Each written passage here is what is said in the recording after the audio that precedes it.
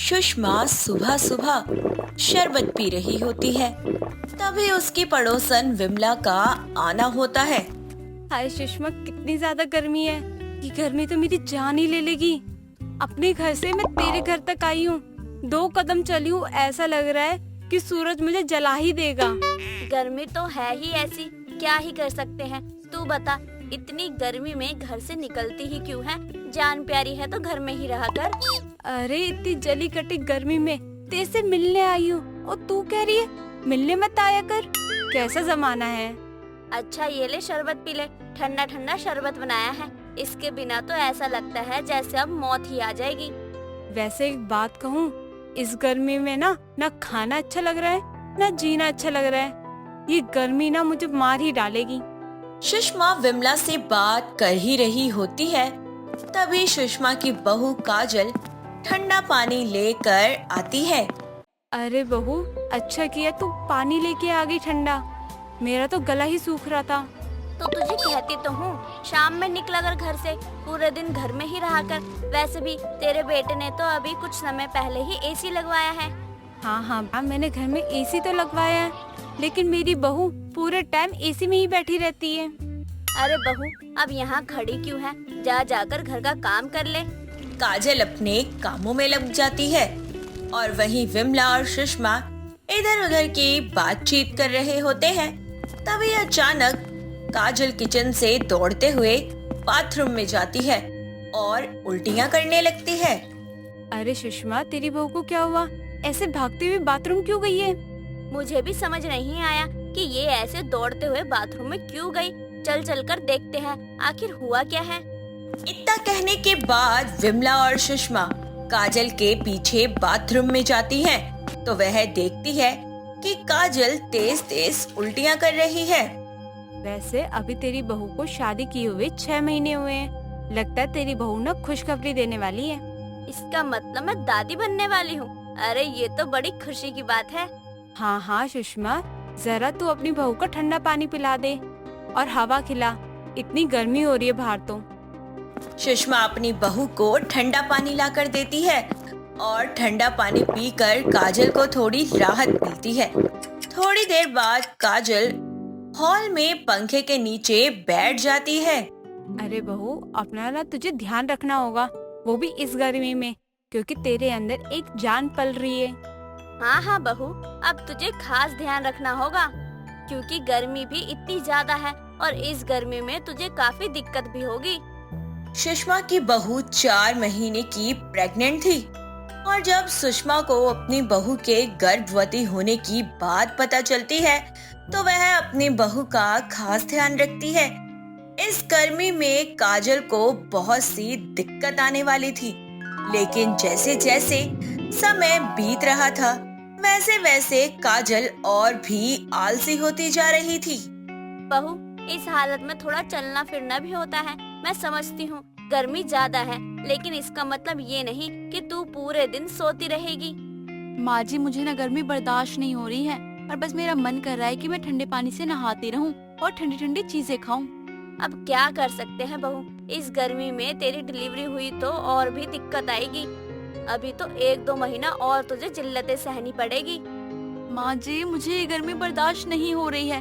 Cooler तो है घर में, लेकिन अब मैं आपको क्या ही बताऊं। अब तो ऐसा लग रहा है कि हमें घर में एसी लगवाना पड़ेगा। अरे बहू, एसी का बिल जानती भी है कितना आएगा, और लल्ला की इतनी कमाई भी नहीं है जो एसी लगवा ले। अगर ऐसा ही रहा माँ जी तो मुझे कुछ भी हो सकता है। आपको मेरी फिक्र भले ही ना हो, लेकिन अपने आने वाले पोता पोती की तो फिक्र करोगी ना आप। अरे यही सोच कर तो मैं इतने दिनों से घर का काम धंधा कर रही हूँ, तेरी सेवा कर रही हूँ, तब भी तू ऐसी धमकी दे रही है। मैं आज शाम में रोहित से बात करती हूँ। इस गर्मी में माँ बनने में कितना फायदा है। एक तो माँ जी घर का सारा काम कर रही हैं, ऊपर से मेरी सेवा भी कर रही हैं, और अब पूरे दिन एसी में सोने को भी मिलेगा। काजल तो आराम से सोती खाती और टीवी देखती। दूसरी तरफ सुषमा की हालत बहुत खराब थी। घर का काम करते करते कभी सुषमा का बीपी लो हो जाता तो कभी बीपी हाई हो जाता, लेकिन बेचारी फिर भी करती रहती, क्योंकि उसे अपने आने वाले पोता पोती का चाव जो था। एक सुबह सुषमा चाय पी रही होती है और तभी वहाँ विमला आ जाती है और बोलती है। अरे तू कैसी सास है, अपनी बहू से काम करवाने की जगह तो तू खुद काम कर रही है। अरे अपनी बहू से क्या है कि काम करेगी, थोड़ा आराम से। 3-4 महीने से तो मैं काम कर रही हूँ, तब तो तुझे दिखाई नहीं दिया और आज तुम मुझे भड़काने के लिए आ गई। अरे ऐसा बिल्कुल भी नहीं है, मैं तुझे नहीं भड़का रही हूँ, लेकिन मैं तुझे ये कह रही हूँ कि बहू पेट से है, तू उससे काम कराएगी तो उसके लिए सही रहेगा। माँ जी कहाँ गई आप? कब से मैं आपसे ठंडे पानी का शरबत मांग रही हूँ। अरे तूने अपनी बहू को मालकिन बना दिया और तू खुद नौकरानी बन गई। अब क्या तू खुद उसके लिए पानी लेके जाएगी? माँ जी आप सुन भी रही हैं या नहीं? एक तो गर्मी, ऊपर से बहू की डिलीवरी, मुझे कुछ समझ नहीं आ रहा क्या सही है और क्या गलत। बहू की डिलीवरी का वक्त हो रहा है, तू उसे बोला कर कि चल फिर ले, उसके लिए सही रहेगा। अरे विमला तू भी जानती है पहले बच्चे में कितनी दिक्कतें आती हैं, अब मैं भी क्या कर सकती हूँ। ऐसे ही समय बीत रहा था। सुषमा और भी ज्यादा परेशान हो रही थी क्योंकि उसकी बहू कोई भी काम नहीं करती थी। माँ जी मुझे ना जोरों से भूख लगी है, लेकिन खाना खाने का मन नहीं है। आप मेरे लिए ना बर्गर या पास्ता बाहर से मंगवा दीजिए। लेकिन बहू बाहर का खाना तुझे खराब ही करेगा, तेरी तबीयत खराब हो सकती है और ये बात तो अच्छे से जानती है, फिर भी तुझे बाहर का क्यों खाना है? माँ जी आप भी जानती है ना कि ये सारी डिमांड मेरी नहीं बल्कि आपके आने वाले पोता पोती की है। अगर आपको पूरा नहीं करना है तो कोई बात नहीं। तूने तो मुझे पोता पोती की धमकी दे देकर मेरी हालत बिगाड़ रखी है। कभी घर का काम करवाती है, कभी कोई दूसरा काम करवाती है, कभी तुझे कुछ उल्टा सीधा खाना होता है तो सारा इल्जाम मेरे पोता पोती पर लगा देती है। इतनी गर्मी में ये सारी चीज तुझे सूट नहीं करेगी। आप मंगवा दीजिए, बाकी बाद में देख लूंगी कि मुझे क्या सही लगता है और क्या नहीं। और हाँ, शरबत भी बना दीजिएगा। अरे सुषमा कहाँ भाग रही है, रुक तो जरा। अरे कहीं नहीं जा रही, बहू की फरमाइश की चीज लाने जा रही हूँ, आती हूँ थोड़ी देर में, तब तक तू घर पहुँच। सुषमा इतना कहती है तभी विमला सुषमा के घर पहुंचती है और विमला काजल को आवाज देने लगती है। काजल जैसे ही बाहर आती है वह अपने पेट पर हाथ रखकर जोर से चिल्लाने लगती है। अरे विमला काकी मेरे पेट में ना जोरों से दर्द हो रहा है। माँ जी कहाँ हैं? जल्दी से माँ जी को बुलाइए ना, मुझसे बर्दाश्त नहीं हो रहा। अरे बहू तू सोफे पे बैठ जा, इतना घबरा क्यों रही है, सब ठीक हो जाएगा। कुछ ठीक नहीं होगा, जल्दी से मुझे अस्पताल लेके चले। माँ जी को बुलाइए। विमला जैसे तैसे सिचुएशन को संभाल ही रही होती है तभी वहाँ सुषमा आ जाती है और सुषमा अपनी बहू को दर्द की हालत में देखकर जल्दी से उसे अस्पताल लेकर पहुँचती है जहाँ सुषमा की बहू की डिलीवरी होती है। अरे बच्चा ठीक रहे, सब ठीक से हो जाएगा। मुझे तो बहुत चिंता हो रही है, सब भगवान के हाथ में है, सब अच्छा होगा। अरे चिंता वाली कोई बात नहीं है, सब ठीक हो जाएगा, तू इतना सोच क्यों रही है? अरे कैसे चिंता ना करूं, इस औरत ने मेरे अनदेखी में ना जाने क्या कुछ खाया है जो इसे खाना भी नहीं चाहिए था। अरे अब तक जो भी बहू ने कुछ खाया होगा सब पच गया होगा, अब बस तू बहू और बच्चे की चिंता कर। कुछ देर बाद डॉक्टर सुषमा को बताते हैं कि वह दादी बन गई है। काजल ने एक बेटे को जन्म दिया है और नर्स सुषमा को बच्चा थमाते हुए बधाई देती है। सुषमा भी बहुत खुश हो जाती है क्योंकि आखिरकार अब वो दादी बन गई थी। करिश्मा कहने को तो हिंदुस्तानी थी लेकिन उसे पाकिस्तानी सीरियल बहुत पसंद थी। वो उनकी फैन थी, लेकिन उसकी सास कविता को हिंदुस्तानी सीरियल पसंद थे, जिसके चलते दोनों सास बहू के बीच में किटकिट चलती रहती। जब भी दोनों सास बहू एक साथ टीवी देखने बैठती तो दोनों के बीच में महायुद्ध होने लगता। एक दिन सुबह के समय करिश्मा नाश्ते की प्लेट लिए हॉल में बैठी पाकिस्तानी सीरियल देख रही थी।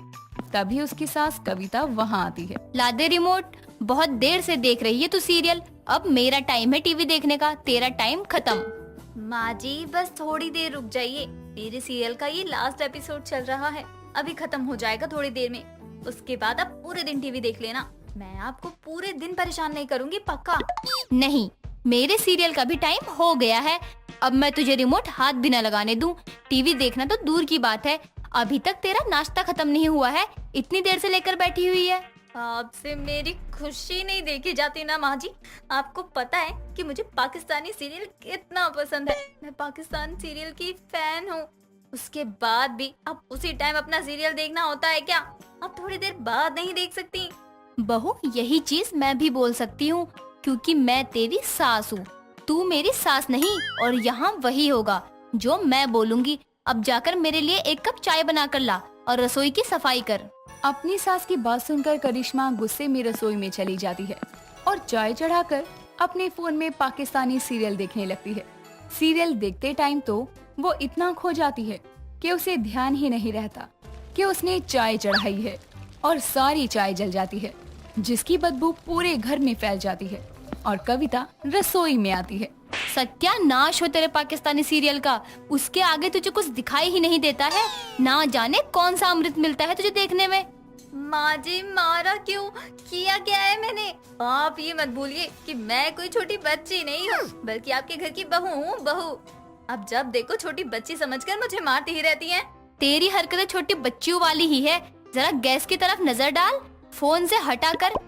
पूरा घर बदबू कर रहा है चाय के जलने से, लेकिन तुझे दिखाई ही नहीं दे रहा कि बदबू आ रही है। माफ करिएगा माँ जी, मेरा ध्यान नहीं गया। मैं सीरियल देखने में खो गई थी। इतना मस्त एपिसोड आ रहा है, सच्ची हाय मजा आ गया। मैं तो कहती हूँ आप भी देख लीजिए। पहले तू पूरी रसोई साफ कर और इस जले हुए बर्तन को अच्छे से चमका, तब कुछ और करियो। तब तक के लिए तेरा फोन मेरे पास रहेगा, वरना पता चले फिर किसी चीज में आग लगा दे तू। कविता इतना कहकर करिश्मा का फोन लेकर रसोई से चली जाती है, जिसके बाद करिश्मा जले हुए बर्तनों को घिसना शुरू करती है। बहुत मेहनत करने के बाद उससे वो बर्तन साफ नहीं होते। तब तक उसका पति रोहित भी वहाँ आ जाता है। क्या बात है, किसका गुस्सा इन मासूम बेजान बर्तनों पर निकाल रही हो? आज फिर सास बहू में कुछ हुआ है क्या? आपकी माँ का गुस्सा निकाल रही हूँ बर्तनों पर। क्या करूँ, उन पर तो निकाल नहीं सकती ना। तमीज से बात करो, मेरी माँ है वो। खबरदार जो उनके खिलाफ तुमने कुछ भी बोला तो। अच्छा, और मुझे क्या भगा कर लाए हो आप? जो आपकी माँ मुझसे नौकरानियों की तरह काम करवाती है। उन्हें बहू नहीं नौकरानी चाहिए थी, जो उनके बेटे का और उनके घर का ख्याल रखे बस। यार मेरी माँ पागल तो है नहीं जो तुम्हें बेवजह परेशान करेगी। पक्का तुमने फिर अपना पाकिस्तानी सीरियल देखने के चलते कुछ गड़बड़ किया होगा। हाँ किया है, और उसी की सजा भुगत रही हूँ। आप चुपचाप जाइए यहाँ से, मेरा दिमाग मत खराब कीजिए। करिश्मा की बात सुनकर रोहित गुस्से में वहाँ से चला जाता है। समय बीतता है, लेकिन करिश्मा और उसकी सास के बीच हिंदुस्तानी और पाकिस्तानी सीरियल के चलते होने वाली टकरार में कोई बदलाव नहीं था। एक दिन शाम के समय करिश्मा सब्जी वाले की आवाज सुनकर सब्जियां लेने के लिए घर से बाहर जाती है, जहां मोहल्ले की औरतें आपस में खड़ी बातें कर रही थी। तभी करिश्मा भी उनके पास जाती है। क्या बात है आंटी जी, आप लोग आपस में किस मसले पर गुफ्तगू कर रही हैं? जरा हमें भी बताइए। क्या बहू, ये तो कौन सी भाषा बोल रही है? हमें यहाँ मसाले खरीदने नहीं बल्कि सब्जी खरीदने आए हैं। अगर तुझे मसाले खरीदने हैं तो बनिए की दुकान पर ही चली जा, सामने ही है। अरे नहीं आंटी जान, मसाले नहीं कह रही मैं, मसले कह रही हूँ। यानी किस टॉपिक पर बात कर रही हैं, जरा हमें भी तो फरमाइए। अच्छा, और ये गुफ्तगू क्या होता है? जो बोलना है हमसे सीधे सीधे हमारी भाषा में ही बात कर। पता नहीं कौन सी भाषा में बोल रही है। आंटी जान, मैं उर्दू में बोल रही हूँ। मैं पाकिस्तानी सीरियल देखती हूँ ना, तो वहीं थोड़ा बहुत शब्द यूज कर रही हूँ। मैं पाकिस्तानी सीरियल की बहुत बड़ी फैन हूँ। लो, हमें यहाँ हिंदुस्तानी सीरियल देखने का टाइम नहीं है, और एक ये बहू रानी है जो पाकिस्तानी सीरियल देख रही है। तेरी भाषा तू ही जाने। आंटी जान, मैं तो कह रही हूँ आप लोग भी देखो पाकिस्तानी सीरियल। आप लोग हिंदुस्तानी सीरियल ही भूल जाएंगे और मेरी तरह आप भी फैन हो जाएंगे पाकिस्तानी सीरियल के। उसका सबसे अच्छा सीरियल है मुझे प्यार हुआ था, वो देखना एक बार, आप लोगों को ना मजा ही आ जाएगा। करिश्मा मोहल्ले वालों को पाकिस्तानी सीरियल के बारे में बता रही थी। तभी उसकी सास कविता वहाँ आती है। हाँ हाँ, खुद तो पाकिस्तानी सीरियल देख देख कर पागल हो गई है, अब मोहल्ले वालों को भी पागल कर दे। माँ जी, घर में तो आप मेरी बेइज्जती ही करती रहती हैं, अब मोहल्ले में भी बेइज्जती करना शुरू कर देंगी क्या? हाँ तो इज्जत देने वाले तेरे काम ही नहीं है। पूरे दिन पाकिस्तानी सीरियल देखने के चक्कर में सब काम उल्टा सीधा करती रहती है। वो कम था तो अब उसकी भाषा भी बोलने लगी। माँ जी, सबकी अपनी पसंद होती है। आपने अभी देखा नहीं है उनका सीरियल। जब देख लेंगी ना तब पता चलेगा आपको कि मैं पाकिस्तानी सीरियल की फैन क्यों हूँ। करिश्मा इतना कहकर वहाँ से चली जाती है, जिसके बाद मोहल्ले की सभी औरतें उसे पाकिस्तानी सीरियल देखने वाली बहू लाने का ताना मारने लगती हैं, जिसे सुनकर कविता चिढ़ जाती है और गुस्से में घर के अंदर चली जाती है। ऐसे ही कुछ दिन बीतते हैं। तभी एक दिन रात को रोहित ऑफिस से घर आता है। तभी करिश्मा रोहित के पास आती है। शौहर, आज आप खाने में क्या खाएंगे बताइए, हम आपके लिए क्या बनाएं? शौहर, ये क्या बोल रही हो तुम? मैं पति हूँ तुम्हारा, शौहर नहीं। पाकिस्तानी सीरियल देख देख कर तुम्हारा दिमाग सच में खराब हो गया है। माँ ने सुन लिया तो फिर तुम्हें कोई नई सजा देगी। मैं भी आपको अपना पति ही बता रही हूँ। पाकिस्तान में पति को शौहर कहते हैं, इसलिए मेरे मुंह से भी गलती से निकल गया। देखना मोहल्ले वालों के सामने ना निकल जाए, वरना लोग सोचेंगे कि मैं पाकिस्तानी लड़की से शादी करके आया हूँ। और अब इतनी बड़ी भी फैन मत बनो पाकिस्तानी सीरियल की कि उनकी तरह बोलना शुरू कर दो, क्योंकि हमें समझ में नहीं आने वाली तुम्हारी भाषा। तुम वही बोलो जो हमारी भाषा है। आप लोग तो कुछ नया सीखना ही नहीं चाहते। मैंने बेवजह ही बोल दिया आपको। आज सासू माँ ने नहीं सुनाया तो बेटे ने कसर पूरी कर दी। करिश्मा इतना कहकर मोबाइल में पाकिस्तानी सीरियल देखते हुए रसोई में जा रही थी। वहीं दूसरी तरफ कविता बाहर से आ रही थी। तभी उसकी नजर जमीन पर पड़े बिजली के तार पर जाती है, जिस पर करिश्मा अनजाने में पैर रखने वाली थी। तभी कविता भागकर उसके पास आती है और उसे पैर रखने से पहले ही खींचकर दूसरी तरफ धक्का दे देती है। बहू, सीरियल देखने में इतनी भी अंधी मत हो जा कि तुझे अच्छा बुरा कुछ भी न दिखाई देता हो। अगर तेरा पैर इस तार पर पड़ जाता तो तू भगवान को प्यारी हो जाती। और तुझे कितने समय से बोल रही हूँ कि ये तार लूज हो गया है, इसे ठीक करवा दे, लेकिन तुझे घर के कोई काम करने ही नहीं होते। माँ, ये काम तो आपकी बहू भी कर सकती है, लेकिन उसे अपना पाकिस्तानी सीरियल देखने से फुर्सत मिले तब करे ना कोई काम।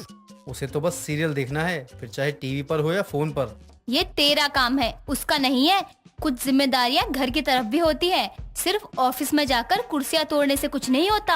अभी बहू का पैर पड़ जाता उसमें तो बिना बात के अनहोनी हो जाती। कल पहले इलेक्ट्रिशियन को बुलाकर इसे ठीक करवाएगा, तब ऑफिस जाएगा तू।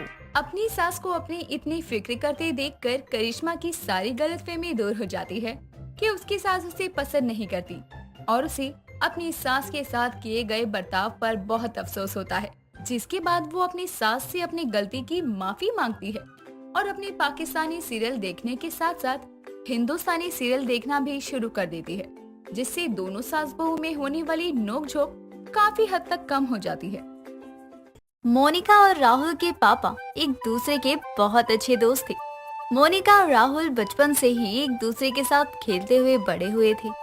वक्त गुजरता गया और मोनिका अपनी पढ़ाई पूरी करने के लिए विदेश चली जाती है।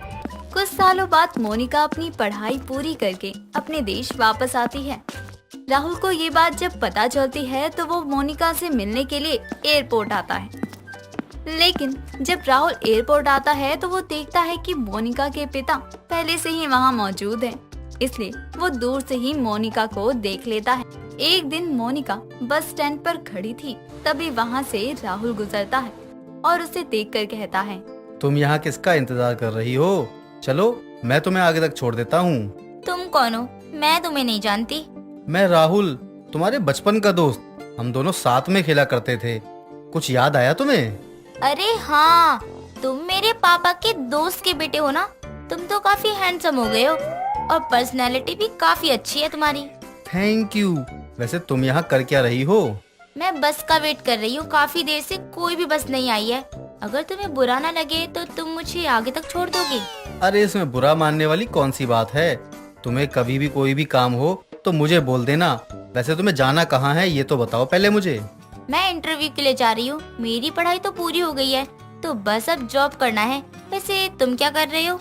मेरी तो एक छोटी सी कंपनी है जिसमें यूं ही कुछ 70 के आसपास एम्प्लॉय होंगे जो मेरे अंडर काम करते हैं। चलो ये तो बहुत अच्छा है। और बताओ, कोई गर्लफ्रेंड बनी अभी तक या सिंगल हो?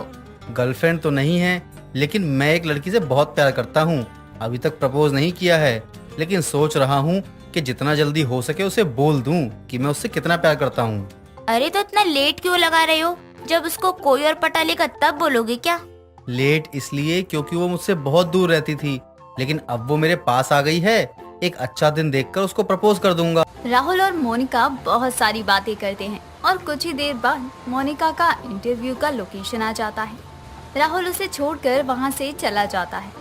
ऐसे ही दिन गुजरते हैं और राहुल और मोनिका एक दूसरे को अपना नंबर देते हैं। अब जब भी मोनिका को कहीं भी जाना होता तो राहुल को वो कॉल करके बुला लिया करती और राहुल उसके लिए काम छोड़कर आ जाता।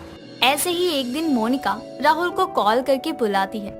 राहुल अपने साथ फूल का बुके लेकर आता है, जिसे देखकर मोनिका कहती है, ये क्या राहुल, लगता है आज तो तुम उस लड़की को प्रपोज करने जा रहे हो। हाँ, आज मैं उसको प्रपोज कर दूंगा, लेकिन मुझे डर लग रहा है कहीं अगर उसने मना कर दिया तो मेरा तो दिल ही टूट जाएगा। अरे तुम इतने हैंडसम हो, कोई भी लड़की तुमको मना ही नहीं कर सकती। अगर मैं उस लड़की की जगह होती और तुम मुझे प्रपोज करते तो मैं तो हाँ ही कर देती। वो लड़की बहुत खुश नसीब होगी जो तुम्हारी गर्लफ्रेंड बनेगी। तुम इसको अपने पास रख लो। क्या मतलब? मतलब कि आई लव यू मोनिका, तुम ही वो खुश नसीब लड़की हो जिसको मैं बचपन से प्यार करता आया हूँ। जब तुम पढ़ाई करने के लिए चली गई थी तब से मैं तुम्हारा इंतजार कर रहा था कि कब तुम वापस आओगी और कब मैं तुमसे अपने प्यार का इजहार करूंगा। लेकिन पर मैं वो। क्या हुआ, मैं तुमको पसंद नहीं हूँ क्या? अरे नहीं, ऐसी कोई भी बात नहीं है, मुझे कुछ दिन सोचने के लिए चाहिए। राहुल मोनिका को कुछ दिन सोचने के लिए दे देता है और ऐसे ही कुछ दिन बीत जाते हैं और मोनिका राहुल को हाँ कर देती है। राहुल और मोनिका दोनों एक हैप्पी रिलेशनशिप में आ जाते हैं।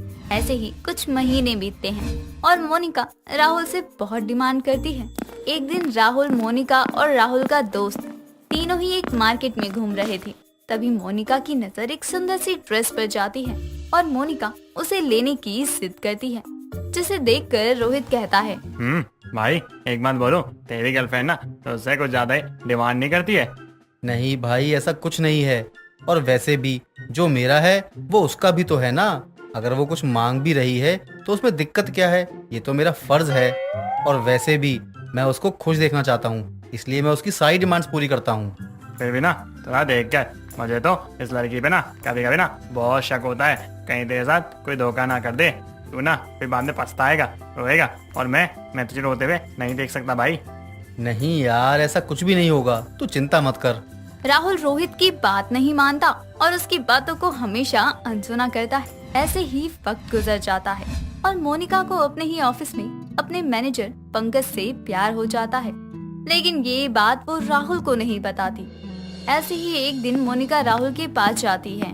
राहुल और मोनिका दोनों एक दूसरे से गले मिलने लगते हैं। राहुल, मुझे कुछ दिनों के लिए ऑफिस के काम से दिल्ली जाना है। मैं कुछ दिनों बाद वापस आ जाऊंगी और वहाँ जाकर तुमको सब बता दूंगी। ठीक है, तुम अपना ख्याल रखना। अगले दिन राहुल मोनिका को एयरपोर्ट छोड़ने आता है। मोनिका को अपने से दूर जाता हुआ देखकर राहुल दुखी हो जाता है। कुछ घंटों बाद दिल्ली पहुंचकर मोनिका उसे कॉल करके सब बताती है। ऐसे ही कुछ दिन निकल जाते हैं और राहुल को भी अपने ऑफिस के किसी काम से दिल्ली जाना पड़ता है। वो बहुत खुश होता है और खुद से कहता है, फाइनली इतने दिनों के बाद मैं मोनिका से मिल पाऊंगा। क्या मैं उसको कॉल करके बता दूं कि मैं आ रहा हूँ? नहीं, मैं उसको वहाँ जाकर सरप्राइज दूंगा। मुझे देखकर तो वो बिल्कुल चौंक ही जाएगी और बहुत खुश हो जाएगी। राहुल बहुत खुश होता है। रात भर उसे नींद नहीं आती। अगले दिन राहुल बहुत ही ज्यादा एक्साइटेड था। वो अपनी फ्लाइट में बैठकर बस मोनिका के बारे में ही सोचता रहता है। कुछ देर बाद वो दिल्ली जब पहुंचता है और मोनिका जिस होटल में रुकी थी वो उसी होटल में जाता है और मोनिका के कमरे की बेल बजाता है। राहुल हाथ में फूल का बुके लेकर खड़ा था। थोड़ी देर बाद मोनिका गेट खोलती है और राहुल को देखकर उसकी आंख खुली की खुली रह जाती है। राहुल, तुम यहाँ क्या कर रहे हो? सरप्राइज। मैं दिल्ली किसी काम से आया था तो सोचा कि तुम्हें सरप्राइज दे दूं। अरे सारी बातें यहीं करोगी क्या? चलो अंदर चलकर बैठकर बातें करते हैं। नहीं नहीं, मेरा मतलब वो नहीं है। मेरा मतलब ये है कि मेरा पूरा रूम फैला पड़ा है। तुम कुछ देर बाद आना, ठीक है? राहुल और मोनिका दोनों बात कर ही रहे होते हैं कि तभी अंदर से मोनिका का मैनेजर पंकज टॉवल में आता है। अरे क्या हुआ मोनिका डार्लिंग, कौन आया है जी? मोनिका, ये कौन है और ये तुम्हारे कमरे में क्या कर रहा है, वो भी टॉवल में? मैं इसका बॉयफ्रेंड हूँ। और तू कौन है बे? राहुल देखो, ऐसा कुछ भी नहीं है, तुम्हें जैसा लग रहा है। तुम अंदर आओ, मैं तुम्हें सब बताती हूँ। अब देखने और सुनने के लिए रह ही क्या गया है मोनिका? मैं तो बस तुमसे ही प्यार करता था, लेकिन तुमने मुझे धोखा दे दिया। शायद मेरे प्यार में ही कोई कमी रह गई होगी, तभी तो तुम मुझे धोखा दे रही थी। मैं बस ये सोचता हूँ कि जिसके साथ भी तुम हो, तुम उसको भी धोखा मत दे देना, उसे खुश रखना। आज मुझे एहसास हो रहा है मैंने प्यार क्यों किया। राहुल इतना बोलकर वहाँ से रोते हुए चला जाता है। घर पहुंचकर वो अपने आप को कमरे में बंद कर लेता है और किसी से बात नहीं करता। राहुल की माँ कांता ये सब देखकर बहुत दुखी थी। तभी एक दिन वो रोहित को फोन करती है। रोहित बेटा, मैं राहुल की माँ बोल रही हूँ। जी आंटी जी, बोलिए, क्या हुआ? तुम्हारी राहुल से कोई लड़ाई हो गई है क्या? जब से वो दिल्ली से वापस आया है बिल्कुल चुपचाप रहता है, न खाना खाता है, बस अपने आप को कमरे में बंद करके रखा है, किसी से बात तक नहीं करता वो। कोई बात नहीं, आप ना टेंशन मत लीजिए, मैं हूँ ना, मैं आता हूँ, मैं आके ना उससे ना बात करूँगा। रोहित इतना बोलकर कॉल कट कर देता है और कुछ देर बाद राहुल के घर जाता है। राहुल उससे सारी बात बताता है। यार मैंने उससे बहुत प्यार किया और उसने मुझे धोखा दिया। आज मुझे ऐसा लग रहा है कि मैंने प्यार क्यों किया। मैं तो पहले ही कह रहा था ये ना वो लड़की सही नहीं है। कोई बात नहीं, ऐसा होता रहता है। तू ना खुद को ना तकलीफ मत दे, मैं हूँ ना, मैं तेरे साथ हूँ, तू टेंशन मत ले, ठीक है? सब ठीक हो जाएगा। और ना उसको ना छोड़ दे, वो जो करिए करने दे, खुश है ना, रहने दे उसे। चल ना तू मेरे साथ चलना, घूम के आते हैं। दोस्तों अगर आपको ये कहानी पसंद आई तो इसे लाइक करें, शेयर करें और कमेंट करके बताएं कि कहानी में आपको सबसे अच्छा क्या लगा।